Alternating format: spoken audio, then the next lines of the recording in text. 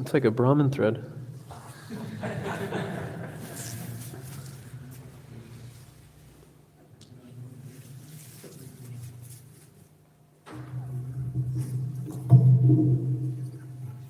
I just want to appreciate how nicely Shishi Radha Madhav are cared for here in Kanpur. They're so beautiful and very personal experience standing in front of them. And anyone who has even an inkling of appreciation for their beauty, you can feel their reciprocation.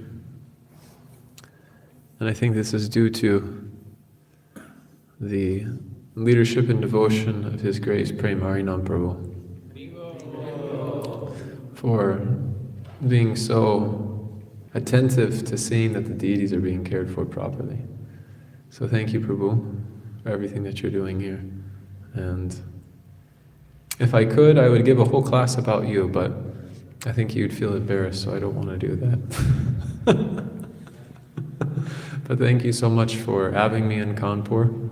And you're one of the primary reasons why I come, is just to associate with you, take inspiration from you, and cultivate our relationship in a more deep and meaningful way. So thank you very much for always being a shelter and friend to me. Hare Krishna. Om Namo Bhagavate Vasudevaya.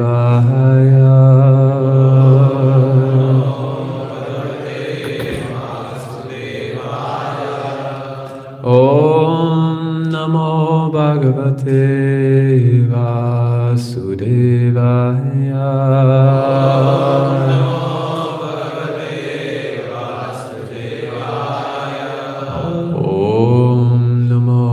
Bhagavate Vasudevaya.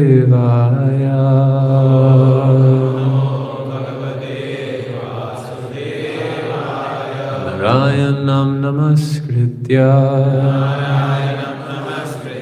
Naram chaiva narottamam Devim saraswatim vyasam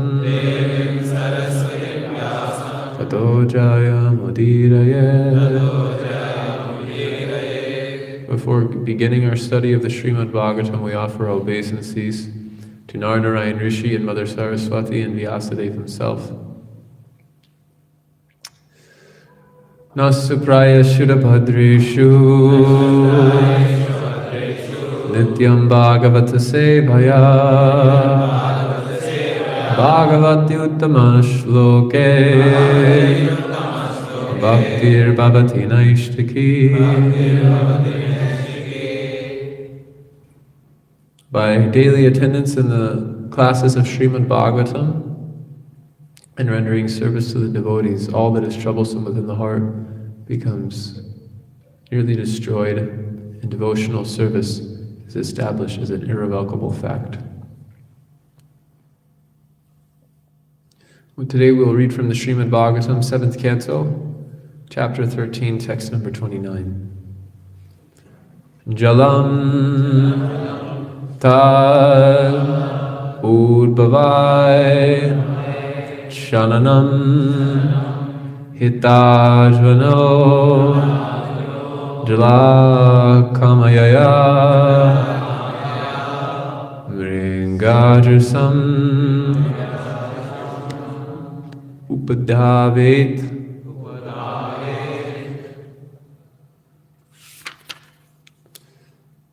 Tata Ayantra Artadrik Swata Jalam Tat Udbhavaischanam Hitvajano Jala Kamyaya Mrigatrisum upadevet Tadyantra artadrik swaha Jalam tat udbhavaischanam Hitvajano jalakamyaya Mrigatrisam upadavit Tatanyatratadrik swataha Jalam tad udbhavaischanam Hitvajano jalakamyaya Mrigatrisam upadavit Tatayantrartadrik swataha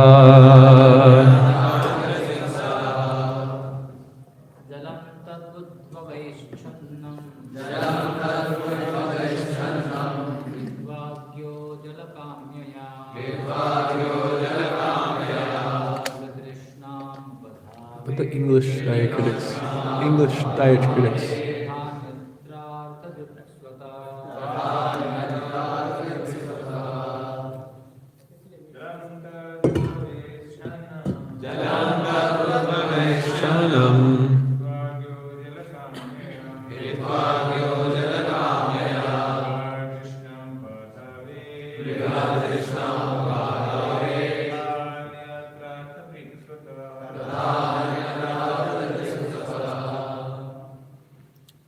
Jalam, water. Tad udbhavai, by grass grown from that water. Shanam, covered. Hitva, giving up. Aja, a foolish animal. Jalakamyaya, desiring to drink water. Mrigatrishnam, a mirage. Upadavit, runs after. Tata, similarly. Ayantra, somewhere else. Artadrik, self-interested. Swata, and himself. Translation and purport by His Divine Grace, Srila A.C. Bhaktivedanta Swami Srila Prabhupada Ki. Just as a deer, because of ignorance, cannot see the water within a well covered by grass, but runs after water elsewhere, the living entity covered by the material body does not see the happiness within himself, but runs after happiness in the material world. Purport. This is an accurate example depicting how the living entity, because of lack of knowledge, runs after happiness outside his own self. When one understands his real identity as a spiritual being, he can understand the supreme spiritual being, Krishna, and the real happiness exchange between Krishna and oneself. It is very interesting to know how this verse points to the body's growth from the spirit soul. The modern materialistic scientist thinks that life grows from matter, but actually, the fact is that matter grows from life. The life, or the spirit soul, is compared herein to water, from which clumps of matter grow in the form of grass. One who is ignorant of scientific knowledge of the spirit soul does not look inside the body to find happiness in the soul. Instead, he goes outside to search for happiness, just as a deer without knowledge of the water beneath the grass goes out to the desert to find water. The Krishna consciousness movement is trying to remove the ignorance of misled human beings who are trying to find water outside the jurisdiction of life. Rasovaya saha, rasoham apasakonteya. The taste of water is Krishna. To quench one's thirst, one must taste water by association with Krishna. This is the Vedic injunction. Om Ajnanatimirandasya Jnananjana Shalakaya Chakshurunmilitam Yena Tasmai Shri Gurave Namaha. Shri Chaitanya Manobhistam Sthapitam Yena Bhutale Swayam Rupa Kadamayam Dadati Svapadantikam Vandeham Shri Guru Shri Yuktapadakkamalam Shri Guru Vaishnavascha Shri Rupam Sagrajatam Sagana Raghunatham Vitam Tam Sajivam Sadvaitam Savadutam Bharjana Sahitam Krishna Chaitanya Devam Shri Radha Krishna Padan Sagana Lalita Shri Vishakam Vitam Scha Namo Vishnu Padaya Krishna Prishtaya Bhutale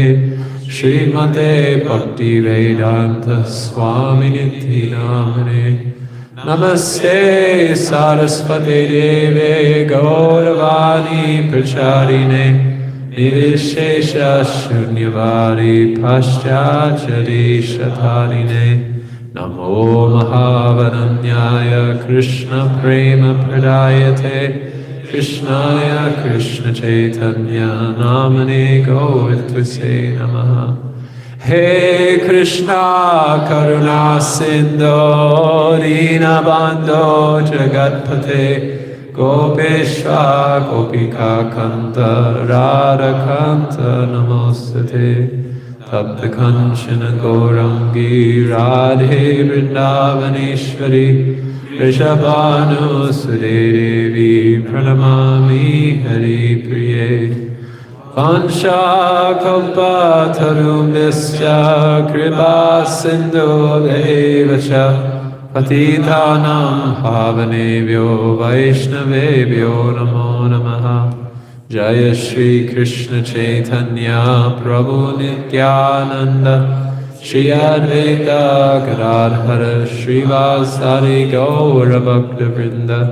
Hare Krishna Krishna Krishna Hare Hare Hare Rama Rama Rama Hare Hare. Durga me pade menantasya sakalat paragater mahur Svakripa yasti danena santa sanpavalambanam Eye mahanta kilaham sabhuta jagat praviti karanartamagata Tate taduchistani sevano me kartum vishudam rachanam pravinaha.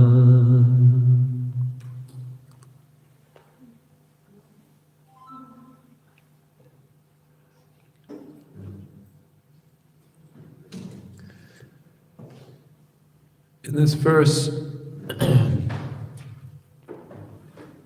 the Srimad Bhagavatam is pointing towards the existential position of ourselves in this world.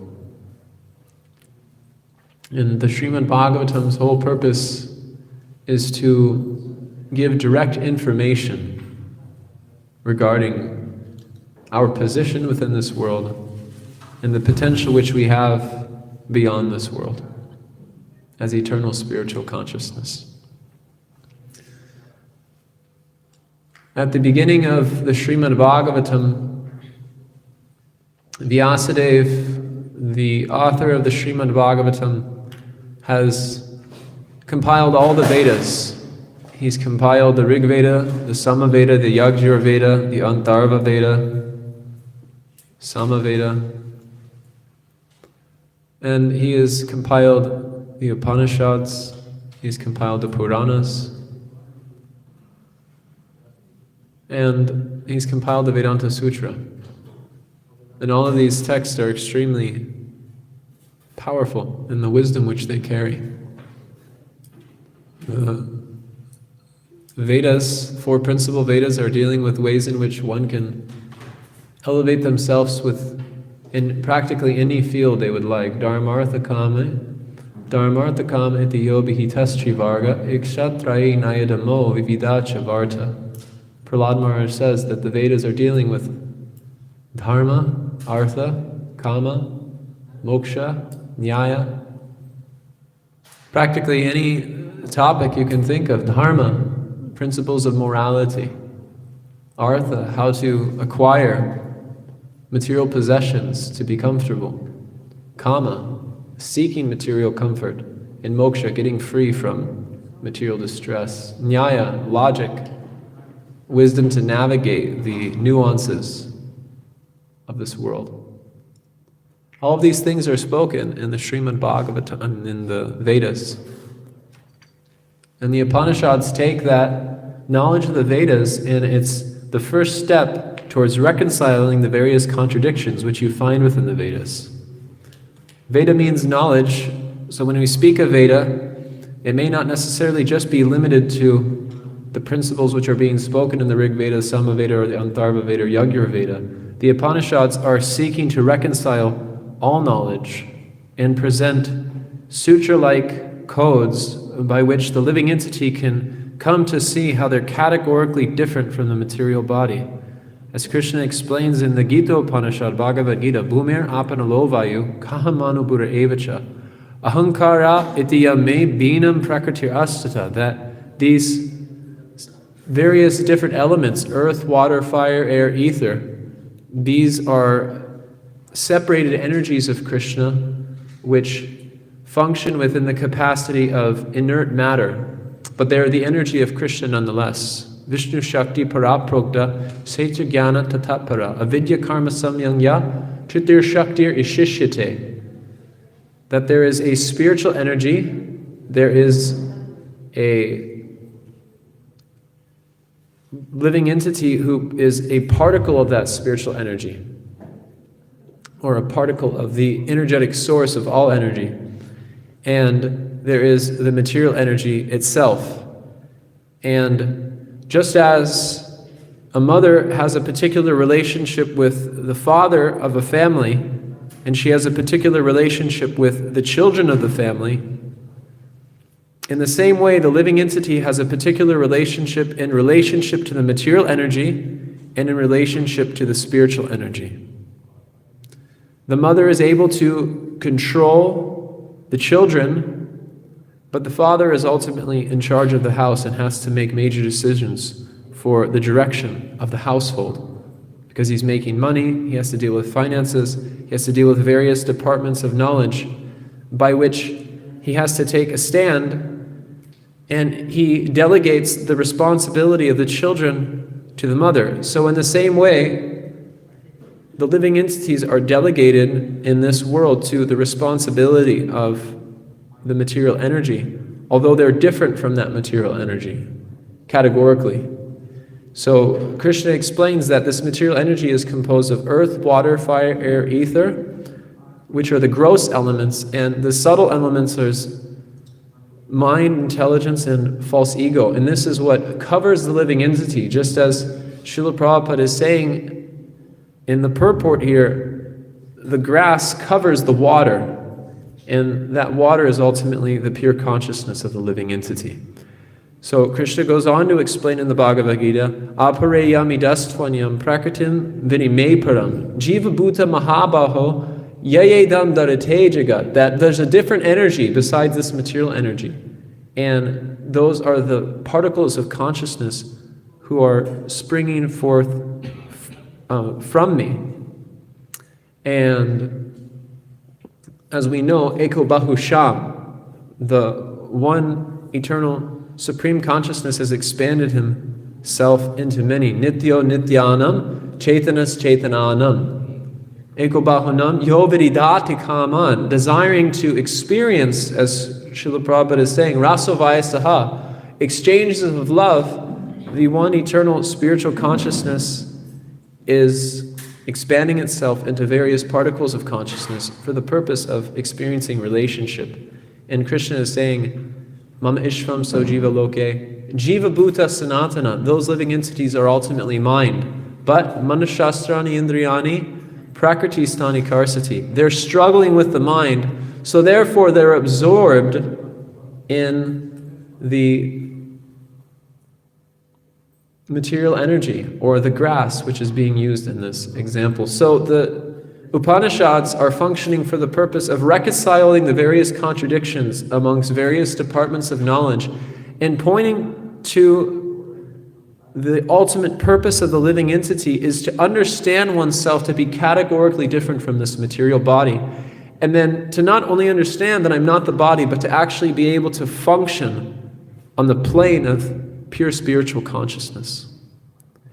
And so, because the Upanishads are composed in a particular way, in very codified information, it can be very difficult for average people to have access to that codified information. So Vyasadeva compiled the Puranas, which are the histories, which take the principles of the Upanishads and they present them via the medium of the histories of the universe, which span back billions and trillions of years of the most elevated and well-established sages and saints to ever exist throughout time, and illuminates the principles of the Upanishads via the medium of history, which through the medium of those histories, those principles can be extracted by a broader audience of people.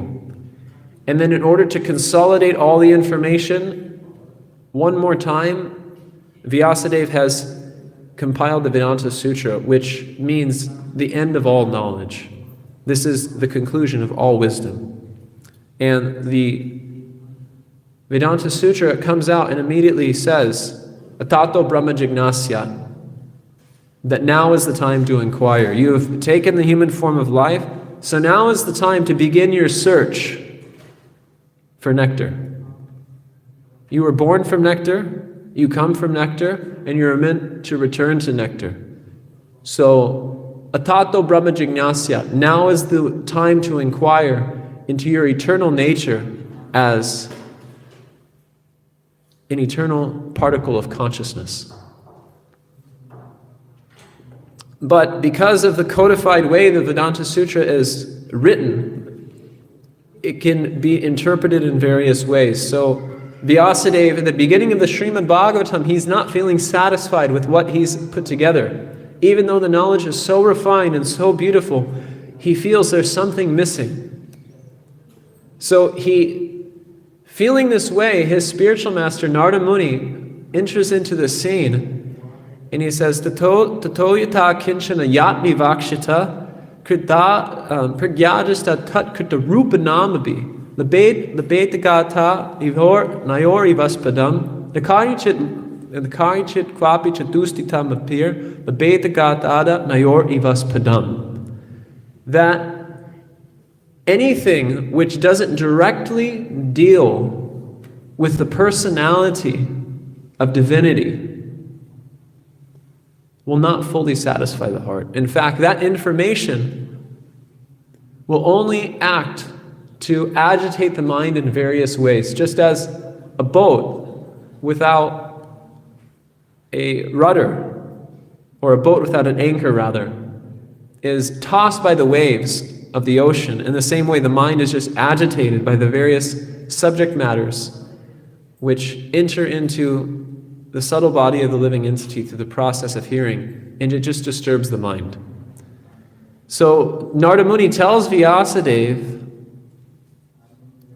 that Naishkarmyama piyachuta bhava varjitam nashobhate jnanam alam niranjanam kutat punas shashvara badram isvare kanarpanam,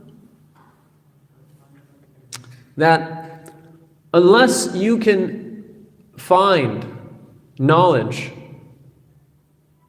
that's dealing directly with the Supreme Personality of Godhead, that knowledge, naiskarmyama piyachuta bhava varjitam, even if it emphasizes detachment from the material world and qualitative difference from ourselves from the material body, it doesn't look very good unless it contains the principle of an eternal transcendental person. Because as the Upanishads explain, Om Purnam Adam Purnam Idam, Purnat Purnam Udatate, Purnasya Purnam Adaya, Purnam Eva Vishishyate, that the absolute truth is complete in itself. So in order for the absolute truth to be complete, it has to contain everything within and beyond our experience. Anything within and beyond our experience means that in the realm of transcendence, there also has to be personality. Vedanti vidas tattvam yaj jnanam advayam brahmeti paramatmeti bhagavan iti shabdyate. This absolute truth, or the water which is being mentioned in this verse, which is covered by the grass of one's material ignorance, identification with the material body. This is described in the Srimad Bhagavatam as being Advyaya Gyan Tattva. And this Advyaya Gyan Tattva, this unified expression of divinity, we find defined in the beginning of the Srimad Bhagavatam. This is divided into three sections: Brahman, Paramatman, and Bhagavan. Brahman is described as a nondescript, all-pervasive quality of transcendence which is pervading and entering in and maintaining and supporting everything.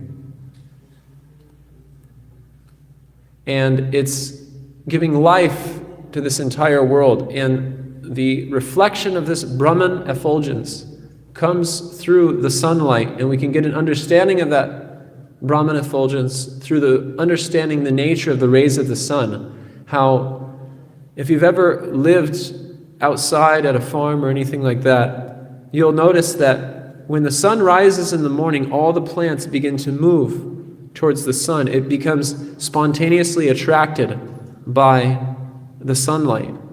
And that's because that sunlight is giving life to everything. It's illuminating everything. So everything feels naturally attracted. And underlying the nature of that sunlight is ultimately the nature of Brahman. That the Brahman effulgence is the bodily rays of the original source of all divinity. So it naturally has an attractive feature. So everyone feels attracted to the sun, everyone is given life by the sun, and that's due to the sunlight's connection with the sun disk. So beyond this conception of the Brahman effulgence, which most transcendentalists will understand, if you go to Kumbh Mela, most of the yogis and sadhus there, have you been to Magh Mela before? Or Kumbh Mela? Have you interacted with any of the sadhus when you're going around, or are you just focused in service? It's just service, okay. But I would imagine if you walk around, you would hear a lot of people speaking about Brahman. Correct? And this is the first step to understanding transcendence, and most people can appreciate this conception, an impersonal, nondescript expression of divinity, quality of divinity, grade of divinity, because it's intuitively perceptible. Beyond this Brahman effulgence is the Paramatma, who in the Bhagavad Gita Krishna described as Upadasthanumantam cha Bharta Bhokta Maheshwaram Parameti cha piyukto Dehi Smim Purusha Paraha. That within the body of every living entity is the presence of the Paramatma. Within every atom is the presence of the Paramatma, and this Paramatma is functioning within the heart of the living entity to give informed direction, to inspire the living entity to begin their search for the spiritual reality, to go beyond the well of this material life, which is covered by the grass of our material ignorance, and seek out the life-giving water of transcendence. So a quality of the Absolute Truth is present within the heart of every single living entity. And this is why in the Hitu Padesh, it said Vasudeva Kutumbakam, that everyone is in the same family, because we are all connected via the medium of the Paramatma. And that Paramatma is working tirelessly but simultaneously, seamlessly, to guide us all back to Sri Krishna, reality of the beautiful. So this Paramatma feature is described, Srila Prabhupada gives an analogy that just as when a carnival comes into town, a police officer or a magistrate will be assigned to oversee the carnival and the activities of the carnival. This carnival is compared to our position in this material world. As long as the carnival, or the circus, rather, of our material life is going on, the magistrate or the police officer of the Paramatma will be there to oversee the fairs, to see that things don't get too much out of hand. When the carnival ends, the magistrate is no longer needed. So this expression, these qualities of divinity, these grades of divinity, they do not present a complete picture of the Absolute Truth. As we were saying, the very nature of the Absolute Truth, according to the Upanishads, is Purna, complete. And in order for the definition of the Absolute Truth to be complete, everything within and beyond our experience has to be present. So because we are existing as persons, because we have emotions, because we have relationships, and because we seek love, we seek beauty, we seek charm, we seek sweetness, we seek a sense of purpose, the Absolute Truth contains that personal aspect as well. And this personal aspect is known as Bhagavan.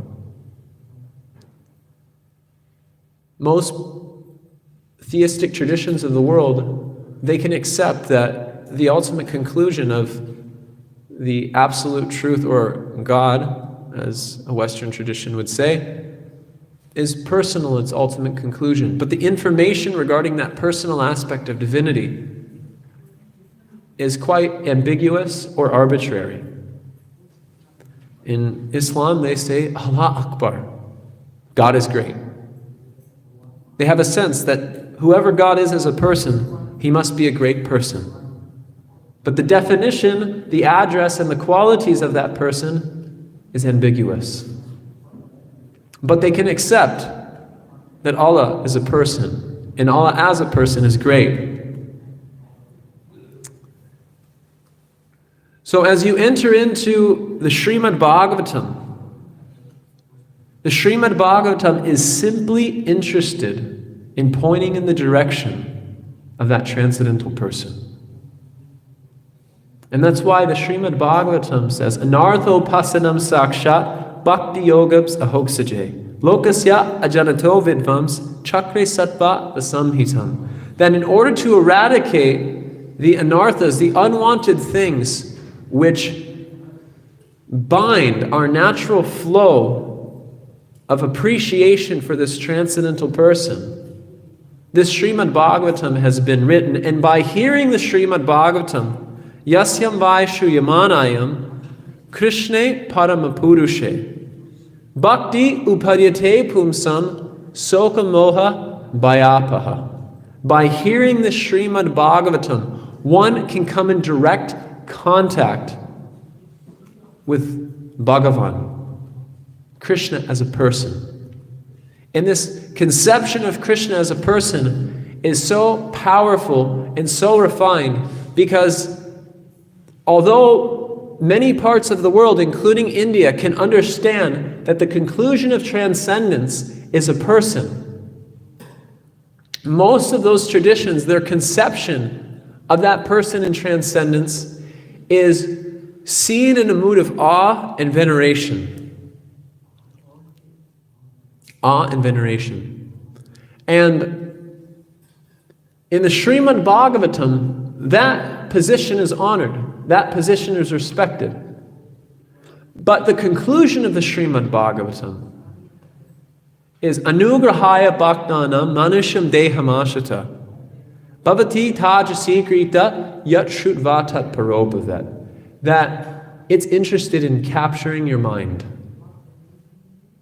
with the sweet, charming, and affectionate dealings which Krishna, as the ultimate conclusion of transcendence, is representing. The unique position of Krishna is that in the relationships with Krishna has, there's no sense of awe and veneration, despite the fact that he's the Supreme Personality of Godhead. So when Chaitanya Mahaprabhu was visiting South India, as all of you know, in South India the mood is pervaded by this feeling of awe and reverence. Ranganath, Tirupati Balaji. When you go into the Tirupati Balaji temple, how many seconds do you get to look at Balaji?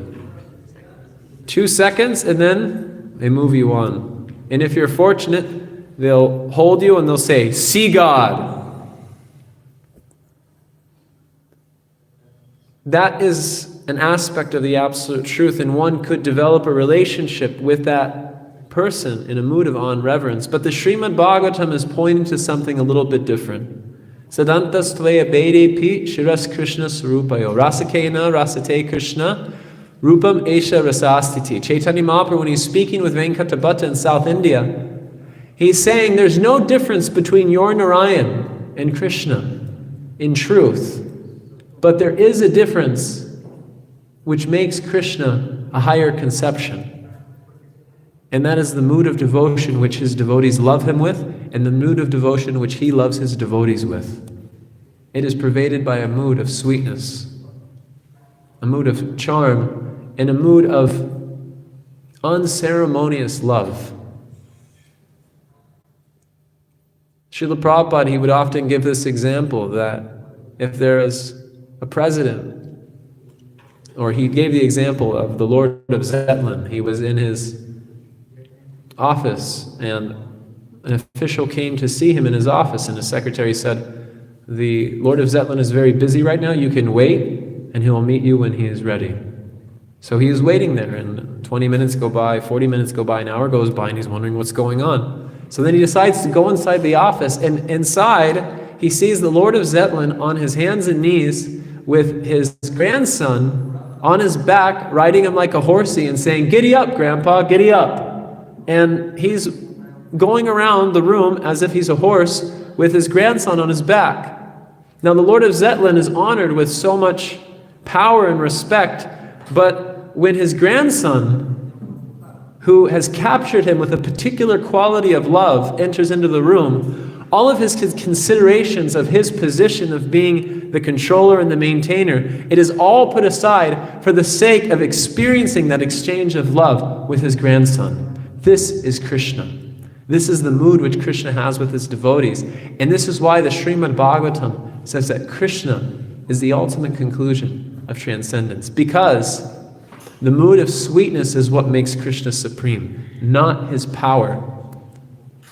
So when Srila Prabhupada established this ISKCON society, he named it the International Society for Krishna Consciousness. And he found this name on the basis of one of Rupa Goswami's shlokas. Krishna bhakti bhavatamati kritam yati katopi labdate tataloyam api mulam ekalam janma koti sukritarna labdate. That if love of Krishna is available somewhere, one should seek after it immediately. And the only price to pay for that love is one's eagerness to have it. So when Srila Prabhupada established the International Society for Krishna Consciousness, he was creating an organization for those who are interested in seeking after Krishna, the reality, the beautiful, the sweet, charming Brajendra Nandana Krishna. And if one takes time to consider the message of the Srimad Bhagavatam and applies their attention to it on a daily basis, then the effect will be one will become immediately captured by the sweetness of Krishna, the charm of Krishna. And the easiest way to come in direct contact with this sweet, charming, and affectionate Krishna is through the chanting of his holy names.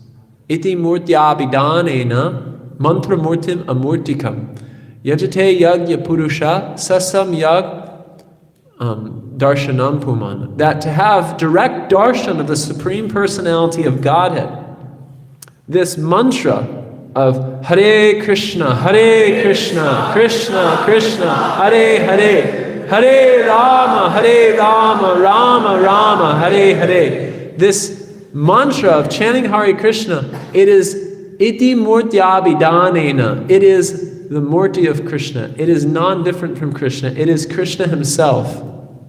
So if you want to experience the sweetness of Krishna, we simply need to chant Krishna's names. And one can come in direct contact with Krishna personally and experience Krishna's sweet, affectionate, and charming nature. And as is being said here, this is the water which everyone is looking for. Srila Prabhupada would often tell this story that the musk deer, it's in a very unique position because it has this secretal sac in its belly, and it emanates this beautiful fragrance, so beautiful that they used to make oil out of it. Now it's illegal to create that oil, but you can still find it in certain markets in Delhi, and it has the most intoxicating fragrance. And the unique position of the musk deer is that he's emanating this fragrance and he's going mad trying to find this fragrance. So Srila Prabhupada would explain that this is the position of the living entity, that the living entity is seeking after this happiness of wanting to love Krishna, of wanting to give himself to Krishna. And he's offering himself the same way he would offer himself to Krishna, to friends, society, friendship, love, political campaigns, social activist groups, but he's never feeling satisfied.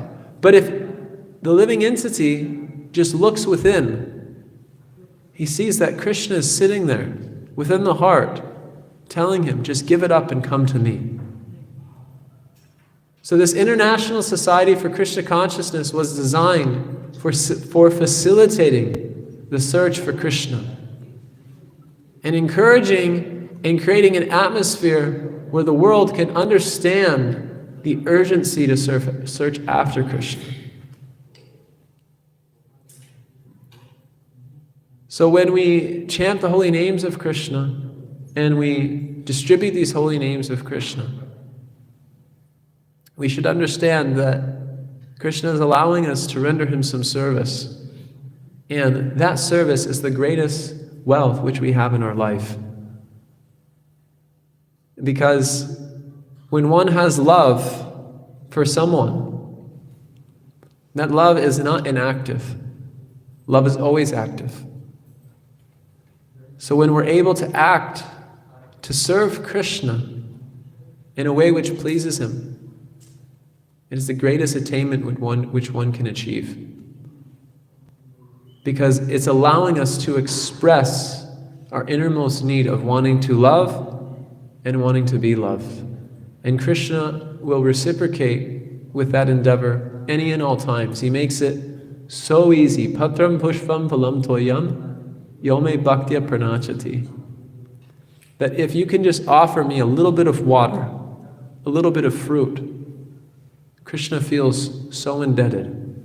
So much so, Aho bakiyam stana kala kutab jighamsaya paya yat apyasadvi. Labedigatim datitri uchitim nachitoyam kambadayalu sharanam vrajemam. That even Putana, who is a demon, who wanted to come and kill Krishna, and she smothered her breasts in poison and tried to offer her breasts smothered in poison to Krishna. Because she approached in the mood of a mother, Krishna accepted that as some service.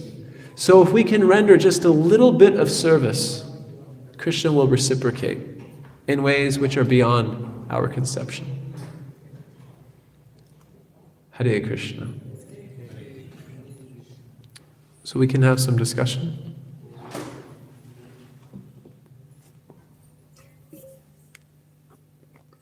Questions? Comments? Ratan Prabhu.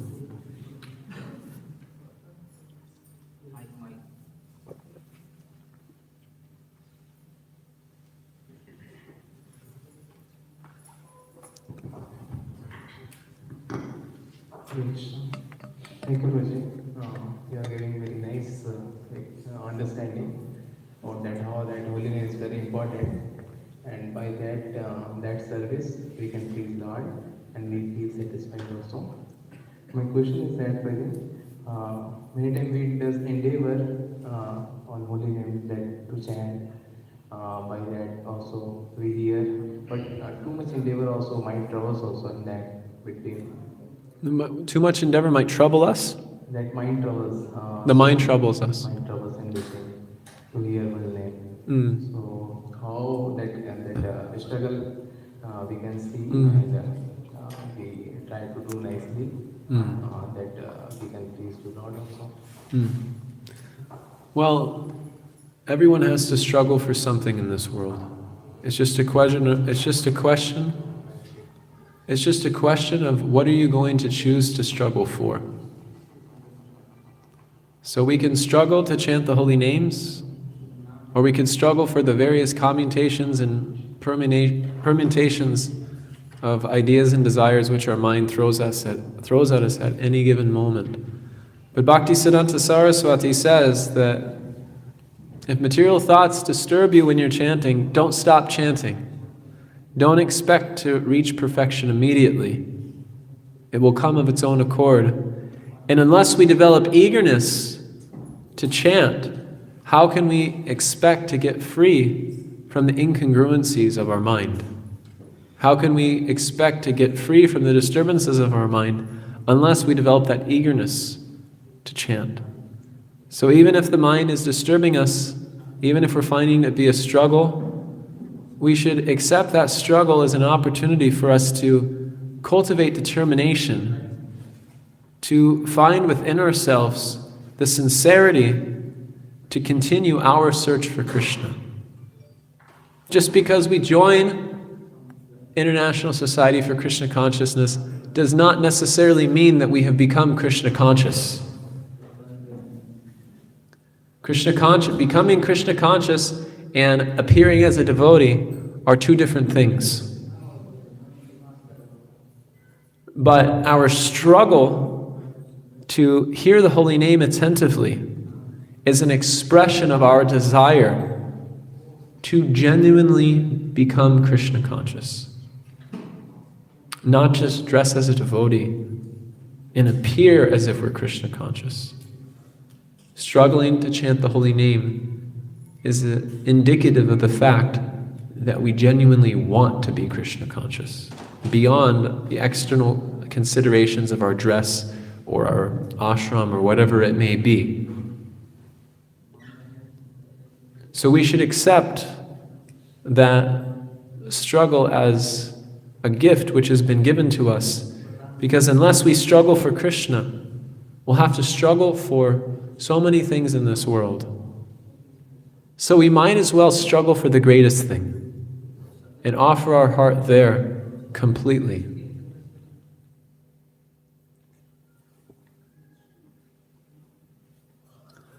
Kushal Govinda Prabhu.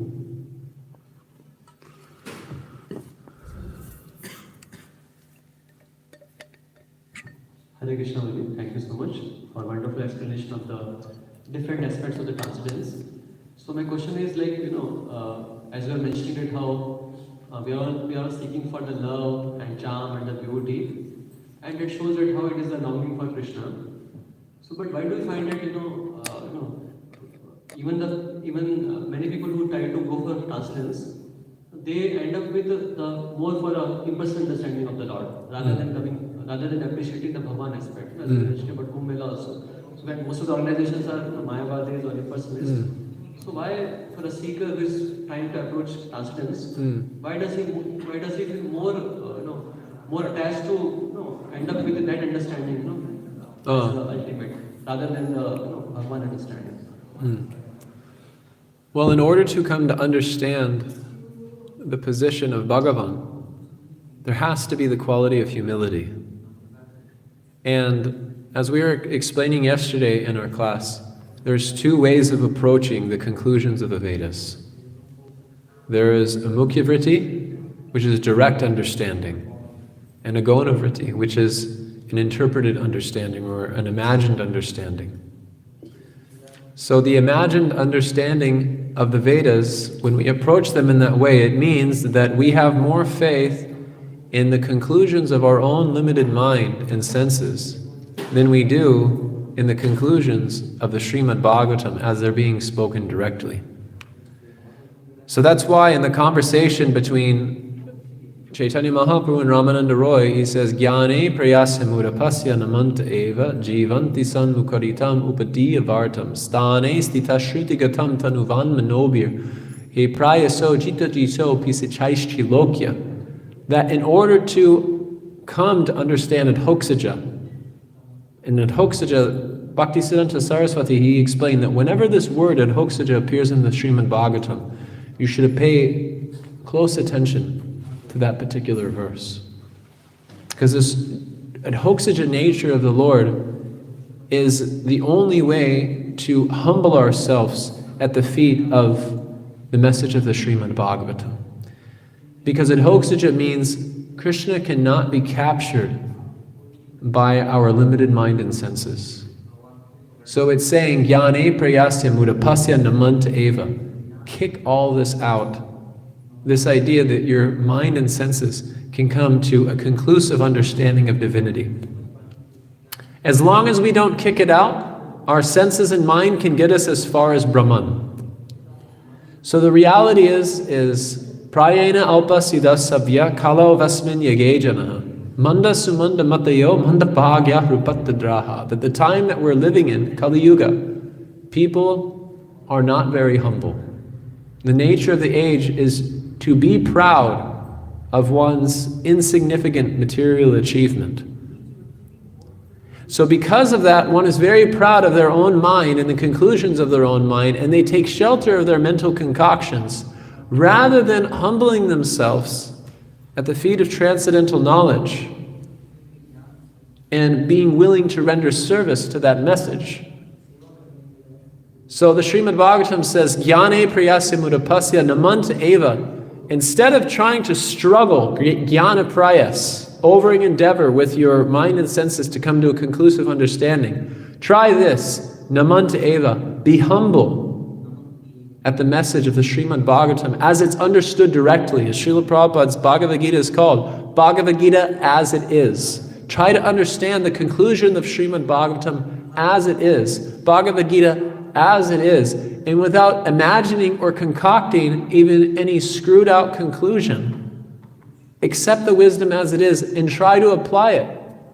Jivanti samukaritam upadiya vartam. And applying it means willing to learn from someone who has mastered the application of that science. And if you're willing to do that, the Srimad Bhagavatam says, Jivanti samukaritam upadiya vartam stane stita shruti gatam tanuvan manobir. It doesn't matter what position you're in. You can be living at your home, you could be living as a monk, you could be living in any position that you're living in. You don't need to change it. But just be willing to hear this message as it is. Apply it as it is from someone who has mastered the application of it. And if you do that, Ajita, Krishna, who is unconquerable, becomes conquered by your humble willingness to hear the message as it is from his devotees who represent him without any type of obstruction.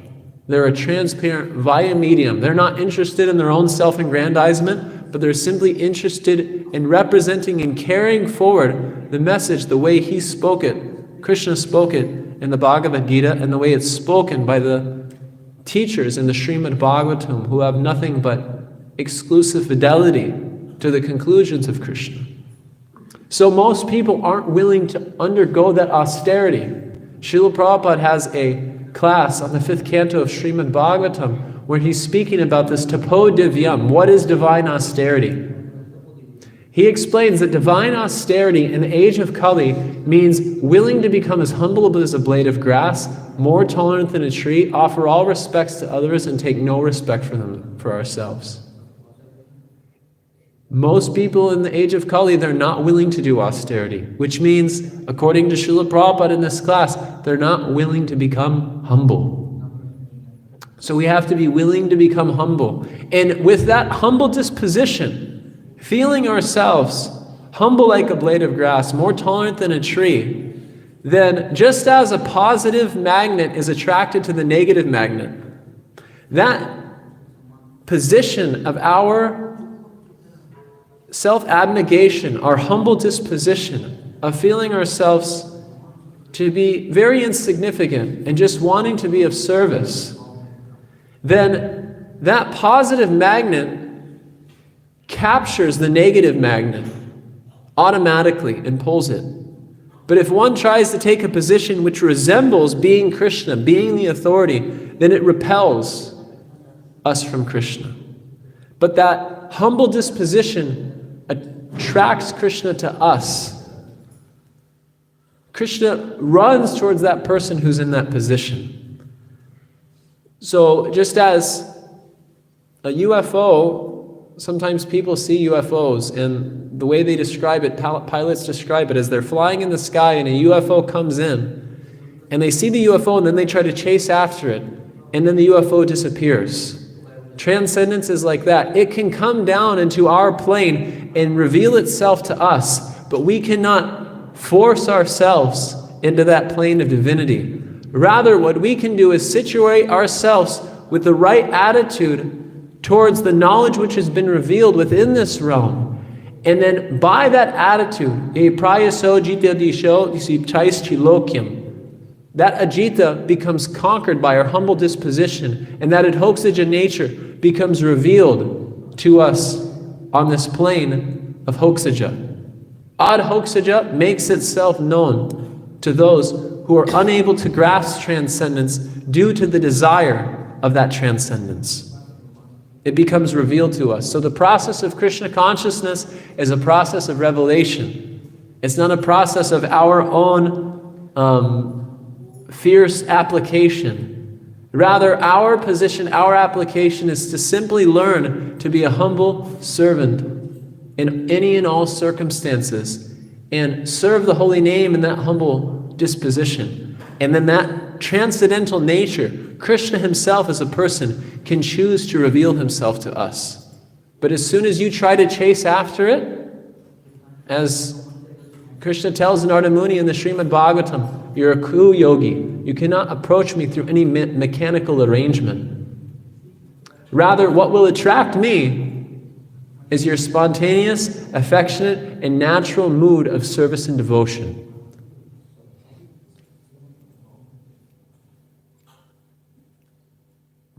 Thank you so much, Billy, for wonderful understanding. And one more question, like for us with regard to the devotees, we do say something about the Gyan Mishra Bhakti. So for us as a devotee, like what is this Gyan Mishra Bhakti?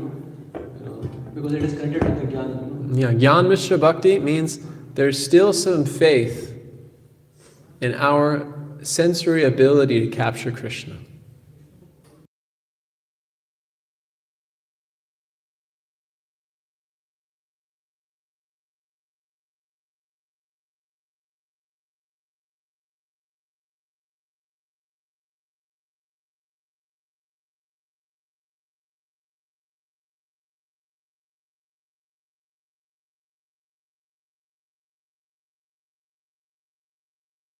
Topic of pure devotional service begins in Ramananda Roy and Chaitanya Mahaprabhu's discussion. From that position, Chaitanya Mahaprabhu's, okay, from this point, please speak more. Up to that point, he's going through so many different fields of activity. He's going through Karma Mishra Bhakti, Jnana Mishra Bhakti. He even says Sarva Dharman Parikyaja. But because surrender doesn't necessarily imply service, it's not accepted by Chaitanya Mahaprabhu. But the process of hearing from someone who has realized the truth and who has complete fidelity to that personal conception of Krishna, that's accepted. So Chaitanya Mahaprabhu says, please speak more.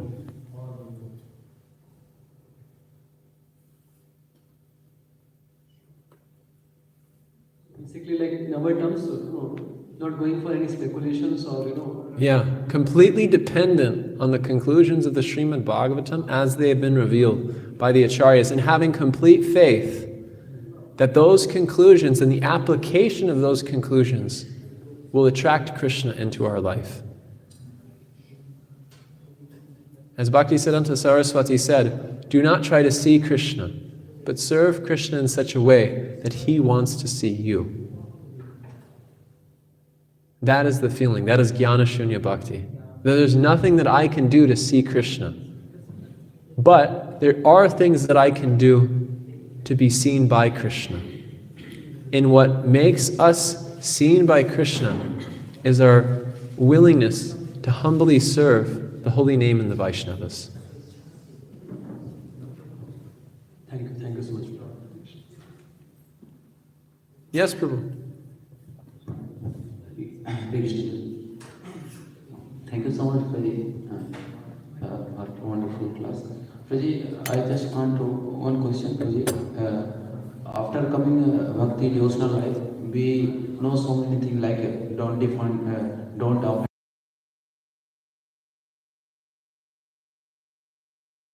offense, so many things. So, Prabhuji, we know so many things relatives to devotional service, but can't apply, Prabhuji.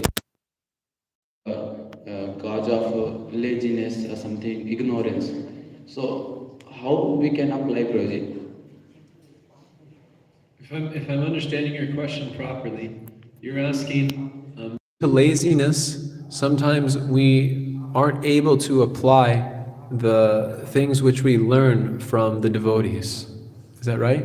Yeah, Prabhuji, means in devotional life, we so many things learning. There's like No, I understand. Just say yes or no. Did I say your question properly? Yeah, Prabhuji. Okay. Yeah. Well, the Srimad Bhagavatam says, Tata rajas tamo bhava kamaloba dayaschaye chaitan atir anadvidam stitvam sanve prasidyati. That just hear the Srimad Bhagavatam. Just go on practicing sincerely in doing what you can now. As Bhaktisiddhanta Saraswati says, don't expect to come to perfection immediately, but be willing to apply the practice patiently and with hope that Krishna will help you. Utsaha nischaya daryat tata karma pravartana. That one needs to be enthusiastic, one needs to be patient, and one simultaneously needs to have a positive attitude that Krishna will help me. Rakshasi titi vishvaso. That Krishna will protect me and He will help me despite my disqualification, despite my limitations. If I sincerely try to chant Krishna's names with attention, and I sincerely try to read the Srimad Bhagavatam in a prayerful attitude, Krishna will help me. That's our whole philosophy, is that I'm not dependent on my own resources of ability anymore. I simply want to be dependent on Krishna. Because Krishna is expressing in the Bhagavad Gita, Mama Ishvam so jiva loke jiva bhuta sanatana. I belong to Krishna, and Krishna belongs to me. So if I belong to Krishna, then that means that Krishna has a plan for me. And I just simply want to align myself with that plan without obstructing Krishna's desire for me through my own imposition of the false ego. Through imposing my false ego upon Krishna's plan, I simply want to do away with that altogether and be a pure instrument for serving Krishna's plan in any and all circumstances, no matter how favorable or unfavorable that may be materially. I simply want to serve. So we should be patient, we should be confident and hopeful that Krishna will help us. And we should be enthusiastic that we've been given this opportunity to surrender and apply the teachings of pure devotional service in our life.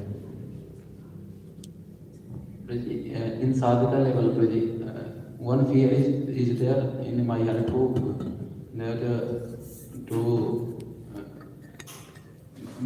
beyond go from the bhakti, means left to the bhakti. So this fear, utsaha nischay that means after devotional life means this fear is in my heart कि हम लोग हिंदी में या मतलब साधक के level में ये रहता है प्रजी कि वो उत्साह निश्चय है तो दूसरा है प्रजी, लेकिन साधक के लेवल पे ये नहीं आ पाता कि अगर भक्ति ही छूट जाएगी लेजीनेस के कारण प्रजी, तो उत्साह निश्चय है तो दूर की बात है प्रजी। तो कैसे प्रजी हम लोग समझ सकते हैं प्रजी? He's asking that at the sadhaka's level, we have this fear that we have this fear that we may not give up Krishna consciousness. Keeping enthusiasm and patience, they are like secondary things. Even this very determination is sometimes lacking, that whether we'll be able to continue or not Krishna consciousness. What would be that situation? Well, Srila Prabhupada explains in the 10th canto that it's good to have a healthy fear of Maya. We should have a healthy fear of Maya. As Prabhupada said about his Western disciples, you are not sufficiently afraid of Maya. So we should have a healthy fear of Maya. And Prabhupada explains in the commentary to that 10th canto purport that the 6 children which were killed by Kamsa, he gives the analogy that those 6 children which were killed, the fear of Devaki helps burn. Those 6 children are explained as being lust, anger, greed, and the unwanted qualities which pollute our heart. And the fear of Devaki, which she had for Kamsa, helps purify us from those anarthas, those unwanted qualities. So to have fear of Maya, it puts us in a favorable position to purify our heart of unwanted qualities. So it's good to be fearful of leaving the practice of Krishna consciousness. As Srila Prabhupada used to say, he was praying in front of the deities, please don't let me fall down. So if we're always feeling ourselves to be in a humble disposition and praying to Krishna to please help us, then Krishna will help us. But if we become dependent on our own facilities, on our own endeavor, then there's a chance we may not make it. But if we can become humble enough to realize that Krishna will protect us in any and all circumstances if we're exclusively dependent upon Him, then surely Krishna will help. So we should be eager to seek His help. Just as a child is eager to seek the help of a father, we should seek the help of Krishna. Is that okay? It's 9:30. I think everyone would like to take breakfast. Right? So thank you all very much for attentively hearing the Srimad Bhagavatam class. By Krishna's mercy, and the mercy of Sri Sri Radha Madhav, my Kanpur visa was extended today due to Kumbh Mela and the train's getting late. So I'm very happy to spend another morning with you all.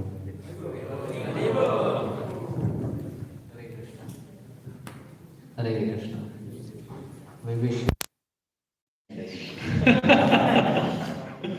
I have services in America, so let's not wish too sincerely. Your desire is very powerful, Premari Prabhu, so please have some mercy on me.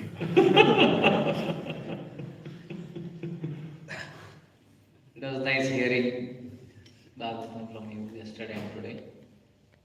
Yesterday you spoke on Guru-disciple relationships, today on the transcendence aspect. And the clarity you brought is very nice actually. Gives a faith, conviction, removes the doubt, anarthopasamam sakshat. So just get to know actually when we are in the process of practicing Shravanam and Kirtanam, how it clarifies all redundant ideas. Small things are there, they get stuck up. But by on Shravanam, it becomes really clean. So it was very nice experience to all devotees also. I got to hear from them, hearing wonderful Krishna Katha and nice translations along with the verses you quoted. It's very inspiring. So thank you for your this short and very impactful visit to Kanpur. We wish that we can have more. Hare In Krishna. future, we'll try to have more of next plan. Hare Krishna. We also thank to Brian Prabhu for being here with us. This is his first visit. Yes, first. Yeah. And he was very much appreciating the morning program, the deities and the temple here. Thank you very much for wonderful services you are rendering and you are preaching there. It's very, very important, essential need of our moment. Our moment started anyways. And it really picked up very powerfully, and that is what has transformed the India. By hearing so many wonderful transformation in America, has given so much hope, and Prabhupada used to say that my white dancing elephants and Indians got attracted. They get to know what their real wealth is. So yes, Prabhu was supposed to be in Prayagraj. All sadhus are coming to Prayag to get the nectar. And Prabhu is distributing nectar coming from Prayag to Kanpur by giving nice, wonderful Srimad Bhagavatam purports of Srila Prabhupada and really purifying. I remember some 3-4 years before I was in Juhu temple, and that was this Makar Sankranti day, and Bhanu Maharaj gave a Bhagavatam class there. And then he was speaking about the nectar. What is the nectar? He spoke about the nectar at the heaven, nectar in the material world, and the nectar at the transcendental level. So it says, our process is that eternal nectar of Srimad Bhagavad Katha, Hari Katha.